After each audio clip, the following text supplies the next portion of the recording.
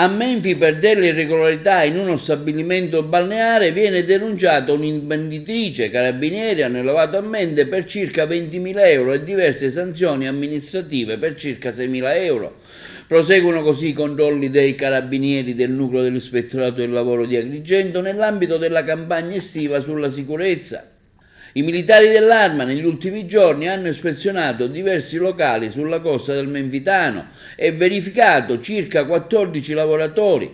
Al termine degli accertamenti, un'imprenditrice del posto, titolare di una struttura ricettiva, è stata denunciata alla Procura della Repubblica di Sciacca per omissione nella redazione del documento unico di valutazione rischi e interferenze, omessa anche la designazione degli addetti alla gestione emergenze, per la mancata formazione dei lavoratori e per non avere presentato la richiesta di autorizzazione per installare un impianto di videosorveglianza.